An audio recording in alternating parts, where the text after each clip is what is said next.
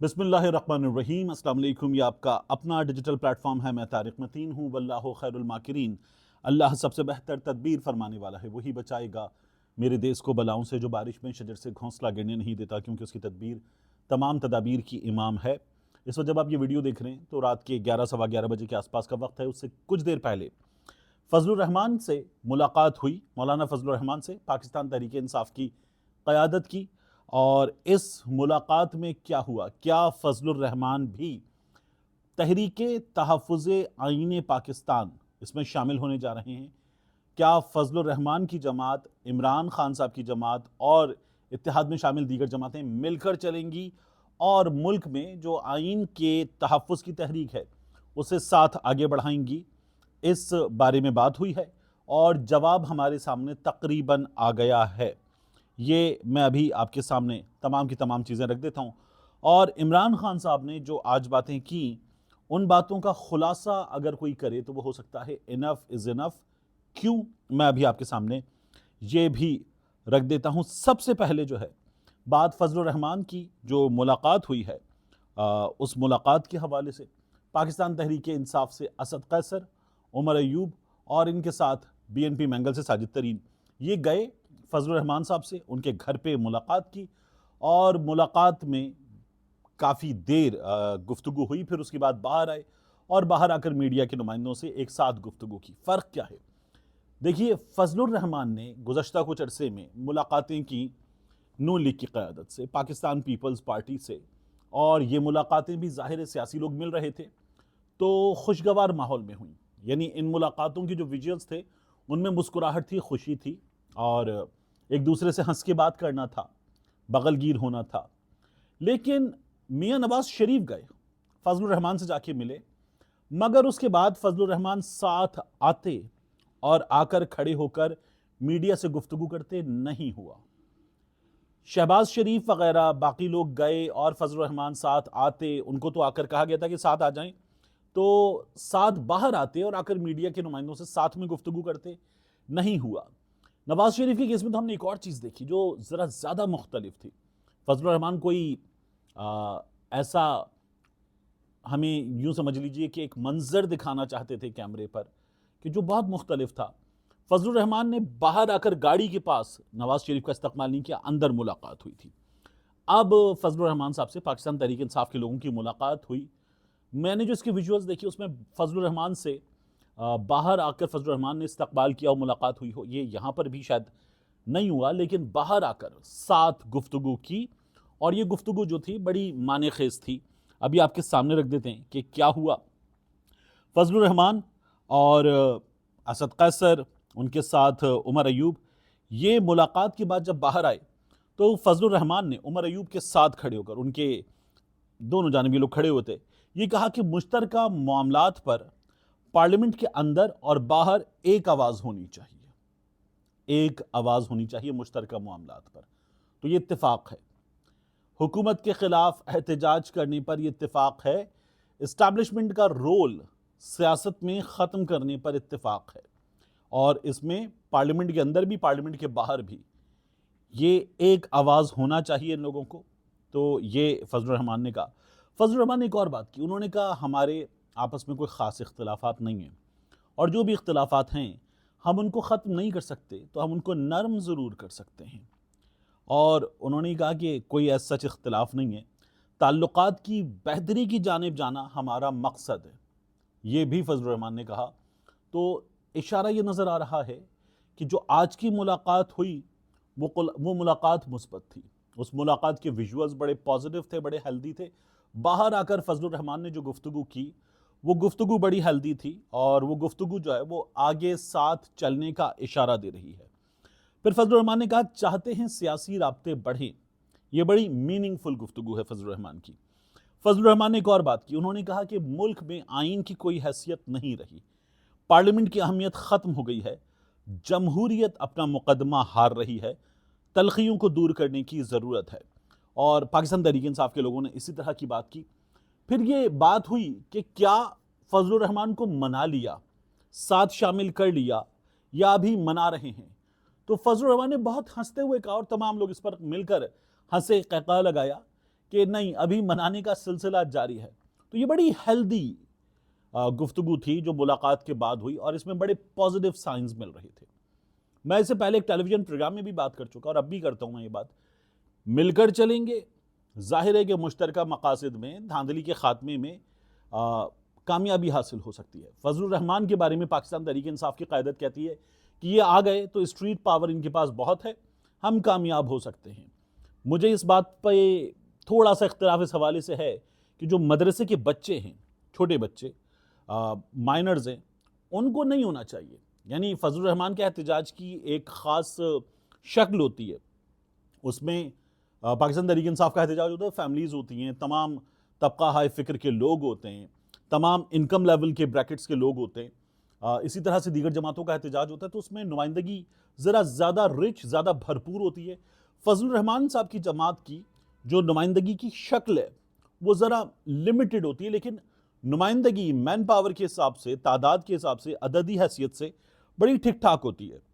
मदरसे के बच्चे और माइनर्स ना हों तो इसमें कोई प्रॉब्लम नहीं है। अच्छा, पाकिस्तान तहरीक इंसाफ के मुजाहिरों में भी माइनर्स होते हैं, उनमें कोई प्रॉब्लम क्यों नहीं? क्योंकि फैमिलीज होती हैं। तो जो फैमिली आई है वो खुद लाई है, अपनी पूरी फैमिली आई है। यहाँ जो मदरसे का बच्चा है वो बच्चा आया है क्योंकि मदरसा लाया है, उस्ताद लाया है। तो इस पर मुझे एतराज़ है। आप इससे इख्तिलाफ कर सकते हैं, एतराज़ कर सकते हैं, आपकी मर्जी है। मैं इसे दुरुस्त नहीं समझता, मैंने इसलिए ये बात आपके सामने रखी। मगर गुफ्तगू आगे जारी रहनी चाहिए, मिलकर चल सकते हैं, साफ तौर पर नजर आ गया। तो अब इसकी मोडालिटीज़ तय होना बाकी हैं। मोडालिटीज़ तय होने में एक चीज़ और है जो मुझे ज़रा बताते हैं, वो ये कि फजलुर रहमान का भी एक रोल होगा। जिस तरह इस वक्त इस इत्तेहाद के सरबराह महमूद खान अचकज़ई हैं, तो क्या फजलुर रहमान साहब एक अहम तरीन रोल इसमें हासिल करेंगे? ये इस सिलसिले में एक अदद ख्वाहिश है JUIF की, और वो अपने कायद के लिए ख्वाहिश रख चुके हैं मेरी मालूमात के मुताबिक पाकिस्तान तहरीक इंसाफ के सामने। पाकिस्तान तहरीक इंसाफ इत्तेहाद की दीगर जमातों को इस बारे में एतमाद मिलेगी, उनसे बात करेगी।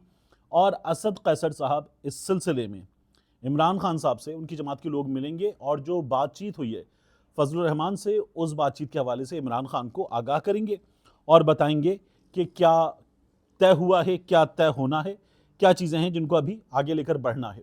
एक बात पर इत्तेफाक है, इस्टेब्लिशमेंट के खिलाफ सब एक है। यानी हुकूमत भी इस वक्त इस्टेब्लिशमेंट से नाराज़ है क्योंकि हुकूमत ये समझती है कि हमें तो बांध के बिठा दिया है। अपोजिशन जाहिर है कि इस्टेब्लिशमेंट से नाराज़ है। पाकिस्तान तहरीक इंसाफ कहती है हमारा तो मैंडेट ही चोरी हो गया है। दीगर जमातें भी नाराज़ हैं।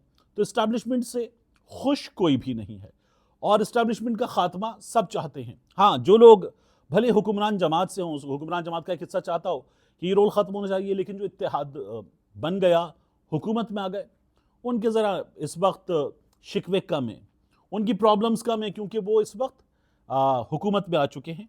तो वो अच्छे हैं, तो जो अच्छा है वो क्यों शिकायत करेगा बिला वजह की। लेकिन इस्टेब्लिशमेंट से नाराज़ सब, इस्टेब्लिशमेंट के रोल का खात्मा सब चाहते हैं। मगर जब किसी को फ़ायदा हासिल हो रहा होता है तो उसकी ख्वाहिशें दब जाती हैं। ज़रा ये जो चिंगारियाँ होती हैं ना, जमहूरियत से मोहब्बत की चिंगारियाँ फिर दब जाती हैं उस मौके पर। और सियासतदान खुद अपना कंधा भी इस्टेब्लिशमेंट को फराहम करते हैं और ये गलतियाँ करते हैं। ये पहले भी हुई हैं, अब भी हो रही हैं, आगे भी होंगी, लेकिन कम करते जाएंगे तो कम होती चली जाएंगी। एक वक्त आएगा कि ये सिलसिला ख़त्म होगा और फिर वो भी अपनी वो जिम्मेदारी जो बुनियादी है उसको पूरा करेंगे। ये होना चाहिए। अब आ जाइए इमरान खान साहब के पैगाम की जानिब। इमरान खान साहब के पैगाम का खुलासा मैंने आपसे अर्ज़ किया, इनफ इज़ इनफ है।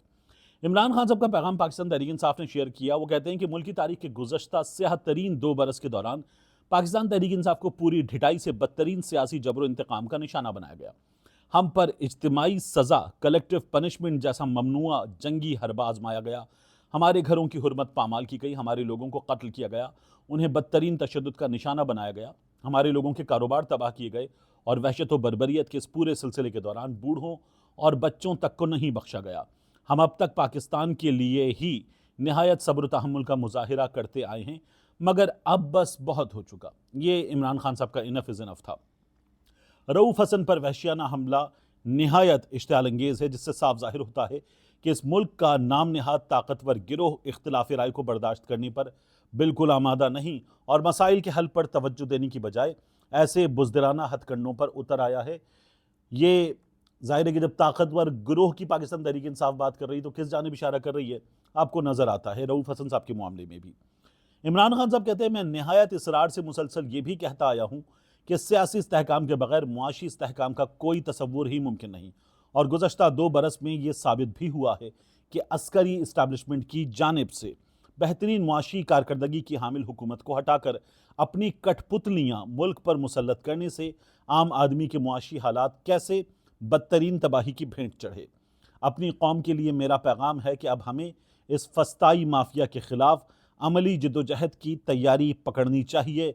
मैं अपनी मरकज़ी क़यादत, मरकज़ी सूबाई और मकामी तंजीमात, अरकान, कारकुनान, सपोर्टर्स और अवाम समेत आप सबको हिदायत देता हूँ कि मेरी जानिब से मुल्क गिर एहतजाज की कॉल का इंतज़ार करें। इमरान खान साहब ने यह भी कहा कि मुझ पर गद्दारी का केस भी चलाना है तो चलाइए, फांसी देनी है दीजिए, मैं तैयार हूँ। और फस्ताई निज़ाम है, इसके खिलाफ जंग आखिरी मरहले में दाखिल हो चुकी है। मैं अपने तमाम पार्टी वर्कर्स और आवाम को कहता हूँ तैयारी कर लें, जल्द सड़कों पर निकलने की कॉल दूंगा।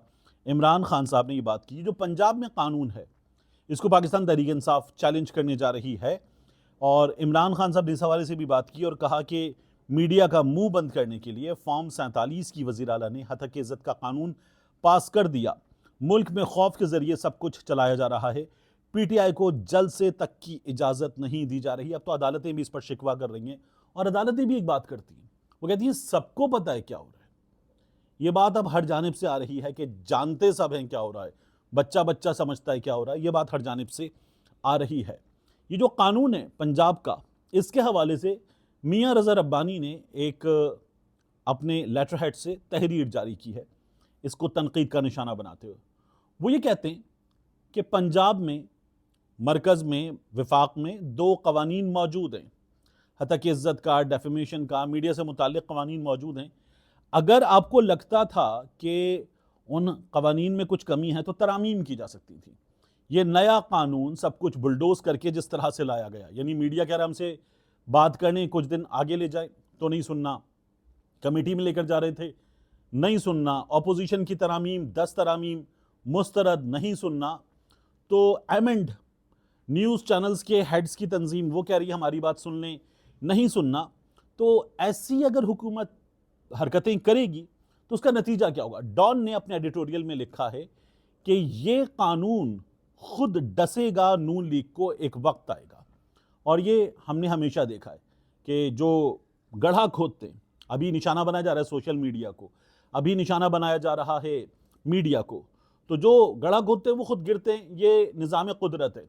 अब मैं यहाँ आपसे अर्ज़ करूँ कि क्या ऐसा कोई कानून नहीं होना चाहिए? एक तो है, आपको मज़ीद मौसर और मजबूत करना है तो कर दीजिए। क्या फेक न्यूज़ की इजाज़त होनी चाहिए? नहीं होनी चाहिए। क्या सख्ती होनी चाहिए? हाँ होनी चाहिए, और मीडिया को जिम्मेदार होना चाहिए। लेकिन जिस तरह के कवानीन हुकूमत ने बना दिए हैं उसके ज़रिए हुकूमत इस वक्त, और वो हुकूमत जिसकी वज़ीर आला कल तक कहती थी मैं मीडिया के हवाले से रेगुलेशंस में बिलीव ही नहीं रखती, वो हुकूमत अगर ये करेगी तो फिर शिकायत तो होगी। मिलते हैं इंशाल्लाह आपसे अगली वीडियो में।